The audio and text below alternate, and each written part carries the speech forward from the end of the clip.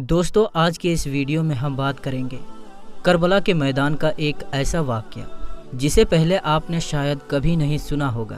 جی ہاں دوستو، اس ویڈیو میں ہم بات کرنے والے ہیں حضرت امام حسین رضی اللہ تعالی عنہ کے گھوڑے کے بارے میں، یعنی کہ حضرت امام حسین کے گھوڑے کا نام کیا تھا، آپ کے پاس یہ گھوڑا کہاں سے آیا تھا اور اس گھوڑے کی خاصیت۔ اس ویڈیو میں ہم آپ کو امام حسین رضی اللہ تعالی عنہ کے گھوڑے کے بارے میں پوری جانکاری دینے والے ہیں، اور ساتھ میں کربلا کے میدان میں اس گھوڑے کی وفاداری کا ایک ایسا واقعہ بتانے والے ہیں جس کو سن کر یقیناً آپ کی آنکھوں میں آنسو آ جائیں گے۔ اس لیے آج کا یہ ویڈیو آپ تمام اسلامی بھائیوں بہنوں کے لیے خاص ہے، آپ اس کو آخر تک ضرور دیکھیے، اور اگر آپ کو حضرت امام حسین سے سچی محبت ہے تو اس ویڈیو کو ایک لائک کریں اور کمنٹ میں یا حسین لکھ کر اس ویڈیو کو شیئر بھی کریں تاکہ زیادہ سے زیادہ لوگوں کے پاس یہ ویڈیو پہنچ سکے۔ تو چلیے دوستو شروع کرتے ہیں۔ سب سے پہلے ہم آپ کو بتا دیں کہ حضرت امام حسین کے گھوڑے کا نام جلجنا تھا۔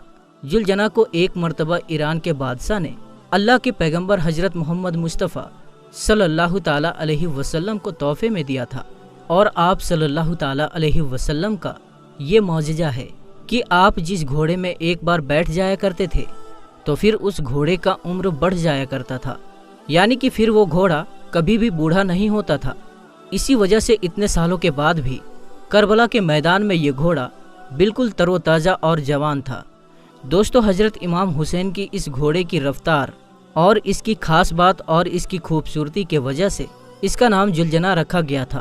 جب بھی یہ گھوڑا جنگ کے میدان میں دشمنوں پر حملہ ہوتا تو ایسا لگتا تھا کہ یہ گھوڑا دوڑ نہیں رہا ہے بلکہ اڑ رہا ہے، اسی لیے اسے جلجنا یعنی دو پروں والا گھوڑا کہا جانے لگا۔ حضرت امام حسین رضی اللہ تعالی عنہ کو بچپن سے ہی اس گھوڑے سے بہت لگاؤ تھا۔ ایک بار حضرت امام حسین اپنے نانا یعنی حضور صلی اللہ تعالی علیہ وسلم کے پاس گئے۔ اس وقت آپ صلی اللہ تعالی علیہ وسلم اس گھوڑے کے پاس تھے اور ساتھ میں آپ کے کچھ ساتھی بھی تھے۔ حضور صلی اللہ تعالی علیہ وسلم نے جب آپ نے نواسے حضرت امام حسین کو دیکھا تو وہ بڑے خوش ہوئے اور پوچھنے لگے، بیٹا کیا تم اس گھوڑے پر سوار ہونا چاہتے ہو؟ یہ بات سن کر حضرت امام حسین نے ہاں میں جواب دیا، یعنی حضرت امام حسین نے یہ جواب دیا کہ ہاں میں اس گھوڑے پر سوار ہونا چاہتا ہوں۔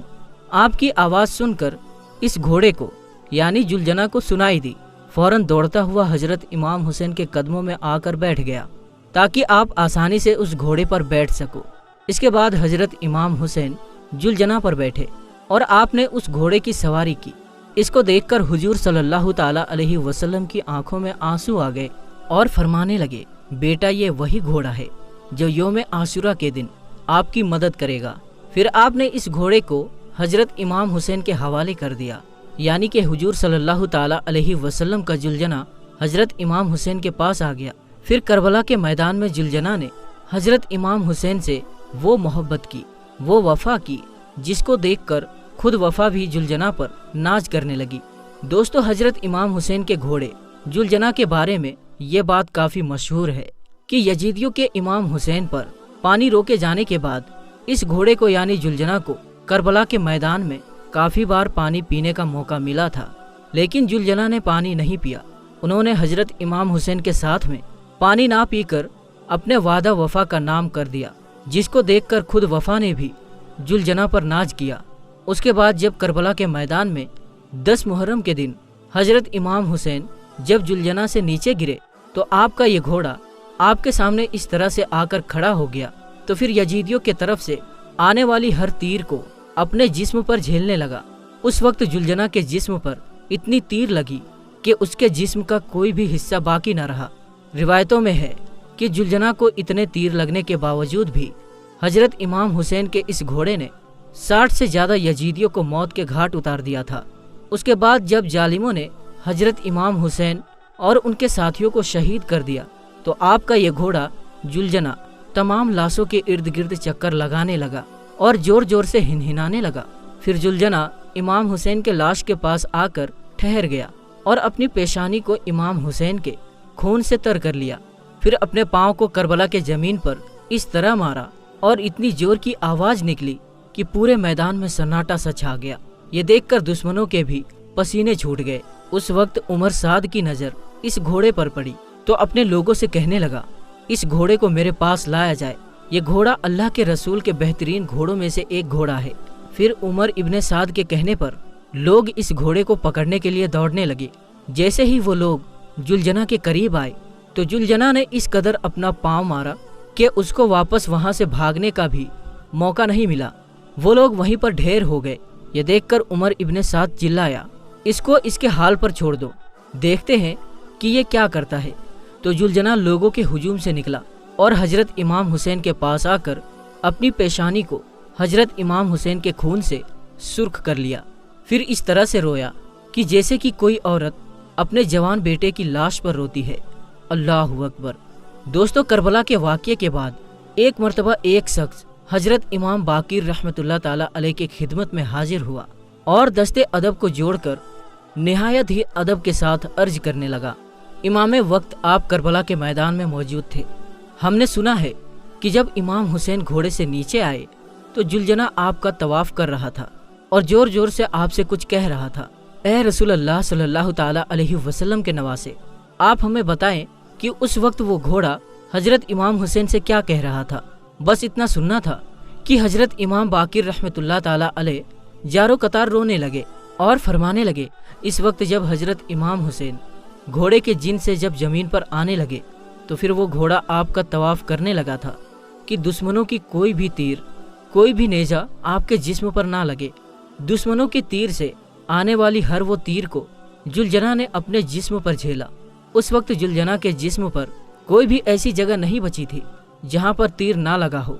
उस वक्त जुलजना जोर जोर से चिल्लाकर यजीद के फौज से कह रहा था कि लानत हो तुम लोगों पर कि अपने ही रसूल के नवासे को कत्ल कर रहे हो। फिर उस शख्स ने पूछा, ए नवासाए रसूल, क्या उस वक्त वो घोड़ा और भी कुछ कह रहा था? इतना सुनना था कि हजरत इमाम बाकिर रहमतुल्लाह ताला अलैह चीख चीख कर रोने लगे और फरमाने लगे, ऐसा उस वक्त वो घोड़ा कह रहा था कि ए मेरे आका हुसैन, बस एक बार आप मेरी पुश्त पर सवार हो जाओ, मैं आपको इतना दूर लेकर जाऊंगा कि किसी भी जालिम की तीर आपको छू ना सकेगी। ये सुनकर मेरे दादा हुसैन ने फरमाया, ए जुलजना, तुम जाओ, खेमे में चले जाओ और जाकर मेरी बहनों और बेटियों को बताओ कि आपका इमाम हुसैन अपने नाना रसूलुल्लाह सल्लल्लाहु ताला अलैहि वसल्लम के पास पहुंच गया है। बस इतना सुनते ही वो घोड़ा खेमे की तरफ बढ़ा और जाकर बीवियों के खेमे के बाहर जोर जोर से आवाजें निकालने लगा। बीवियों ने सुना तो सोचा कि शायद मेरे मौला हुसैन आ गए हैं। जैसे ही बाहर आकर उन लोगों ने देखा कि सवारी तो आई है लेकिन उसके ऊपर सवार नहीं है और इमाम हुसैन का घोड़ा नेजों और तीरों के जख्मों से चूर है तो वो रोने लगी। इतने में रोते हुए सकीना जुलजना के करीब आई और कहने लगी कि ए मेरे बाबा के घोड़े, मुझे ये बताओ कि जब मेरे बाबा मैदान में जा रहे थे तो उस वक्त वो प्यासे थे, मेरे बाबा ने पानी पिया था या फिर उन लोगों ने मेरे बाबा को प्यासा ही शहीद कर दिया? तो ये सुनकर जुलजना जोर जोर से हिनहिनाने लगा।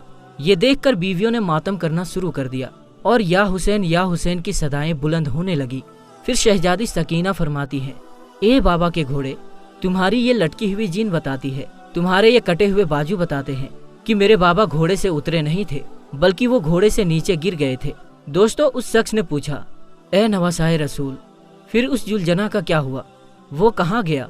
तो ये सुनकर हजरत इमाम बाकिर रहमतुल्लाह ताला अलैह ने फरमाया कि फिर वो यजीदियों का वो पूरा लश्कर उस जुलजना को हासिल करना चाहता था क्योंकि वो घोड़ा रसूलुल्लाह सल्लल्लाहु ताला अलैहि वसल्लम का बेहतरीन घोड़ों में से एक घोड़ा था।